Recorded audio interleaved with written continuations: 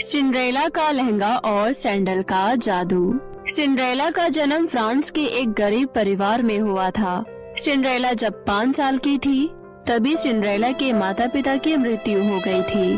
अब सिंड्रेला अपनी चाची सूफी और चचेरी बहन चारू के साथ रहती है, जो सिंड्रेला को बिल्कुल प्यार नहीं करती थी। सिंड्रेला की चाची सूफी और चारू दोनों सिंड्रेला पर खूब अत्याचार करते हैं, उनसे घर का सारा काम करवाते। सिंड्रेला उनके घर में सिर्फ एक नौकरानी बनकर रहती थी। ऐसे ही एक दिन पूरे गांव में घोषणा होती है, सुनो सुनो सुनो, इस राज्य के सभी लोग ध्यान से सुनो। हमारे राजा अनालिश के लिए एक कुशल और सुंदर राजकुमारी की तलाश है, जिसके लिए महल में कल रात एक सभा का आयोजन किया जा रहा है।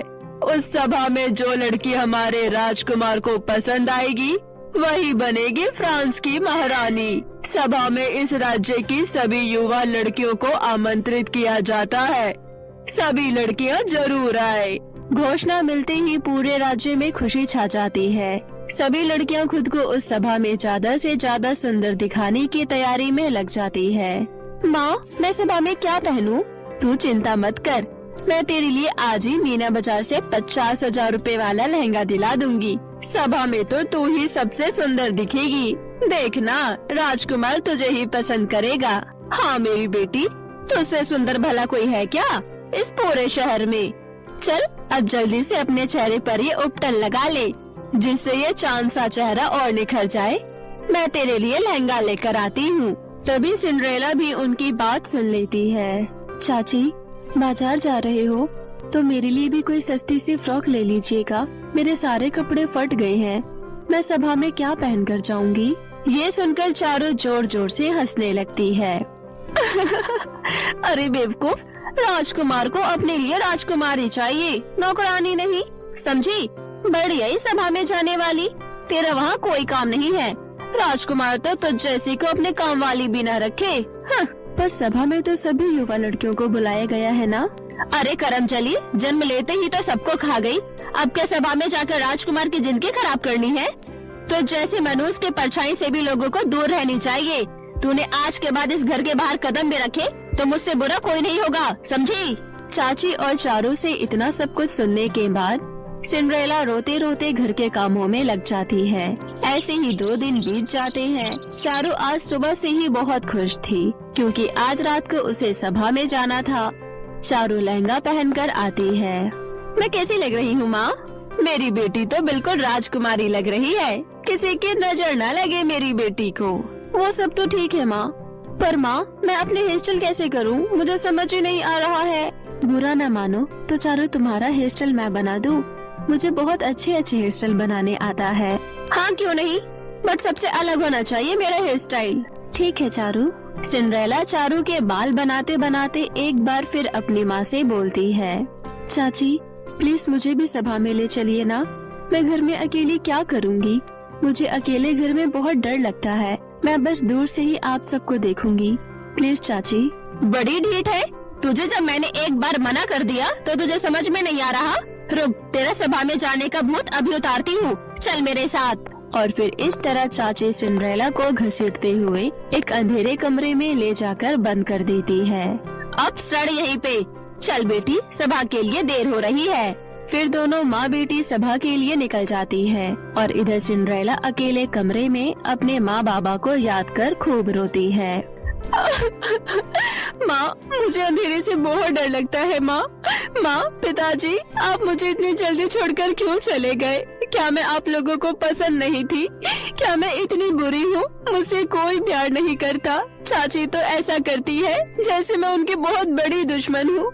आखिर क्यों माँ, क्यों मेरे साथ इतना बुरा हो रहा है? मेरी क्या गलती है आखिर? तभी वहाँ पर एक तेज प्रकाश होता है और एक बहुत ही सुंदर परी वहाँ आती है। उठो सिंड्रेला, रो नहीं, मुझे तुम्हारी माँ ने एक संदेशा देकर मुझे यहाँ भेजा है। तुम इस दुनिया की सबसे खुशनसीब लड़की हो और तुम्हारी जिंदगी में बहुत सारी खुशियाँ आने वाली है। मेरे साथ आओ। और फिर इस तरह परी सिंड्रेला को अपने साथ बाहर लेकर आती है और अपनी जादुई सितारा छड़ी से सिंड्रेला के ऊपर कुछ जादू करती है। जादू करती ही सिंड्रेला नौकरानी से एक बहुत ही खूबसूरत राजकुमारी में बदल जाती है।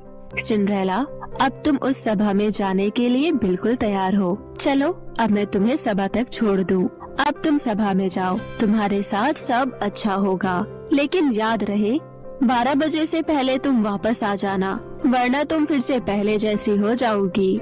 इतना बोलकर परी वहाँ से चली जाती है और सिंड्रेला सभा के अंदर जाती है। सिंड्रेला जैसे ही महल में पहुँचती है, सबकी नजर सिंड्रेला की तरफ ही होती है।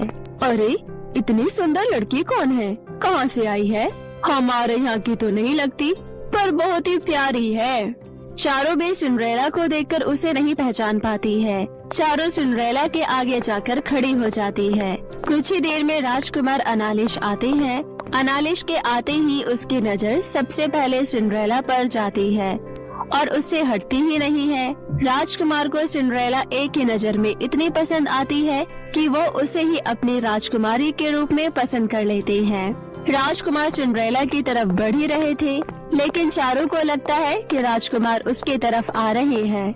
देखो माँ, राजकुमार को मैं ही पसंद आई हूँ, वो मेरी तरफ ही आ रही है।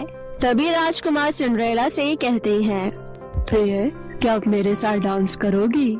सिंड्रेला खुशी से हाँ कर देती है और राजकुमार के साथ डांस करने लगती है। काफी देर डांस करने के बाद सिंड्रेला की नजर घड़ी के कांटों पर जाती है। हे भगवान, 12 बजने वाले हैं, मुझे जल्दी यहाँ से निकलना होगा। और फिर सिंड्रेला राजकुमार का हाथ छुड़ाकर वहाँ से चली जाती है। अरे सुनिए तो, हेलो, ये आपकी सैंडल तो लेते जाइए। लेकिन सिंड्रेला मुड़कर नहीं देखती और भागते हुए अपने घर की तरफ चली जाती है। इधर राजकुमार सिंड्रेला को हर तरफ ढूंढते हैं, लेकिन वो उसे कहीं नहीं मिलती। बस मिलती है तो उसकी एक सैंडल, जो भागते वक्त वहाँ छूट गई थी। राजकुमार सभा में उपस्थित सभी लड़कियों को वो सैंडल ट्राई करवाते हैं, पर वो किसी के पैरों में फिट नहीं आता। अगले दिन राजकुमार सिंड्रेला के यादों में ही खोया हुआ था। वो उसे भूल ही नहीं पा रहे थे। बार बार उसके दिमाग में सिंड्रेला ही आ रही थी। मंत्री, मुझे किसी भी हाल में इस सैंडल वाली लड़की चाहिए। मैं शादी करूंगा तो सिर्फ इसी सैंडल वाली लड़की से। राजकुमार, रात से हम हर जगह इस सैंडल वाले लड़के को ढूंढने की कोशिश कर रहे हैं, पर वो हमें कहीं नहीं मिली। वो मुझे नहीं पता, वो आसमान से तो नहीं आई थी ना, इसी राज्य से आई थी। जाओ और राज्य का एक एक घर छान मारो, मुझे हर हाल में वही लड़की चाहिए।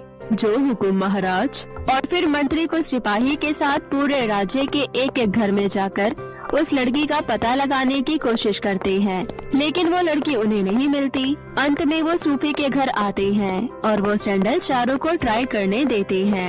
ये मेरी ही सैंडल है, देखो मेरे पैरों में फिट भी आ गई।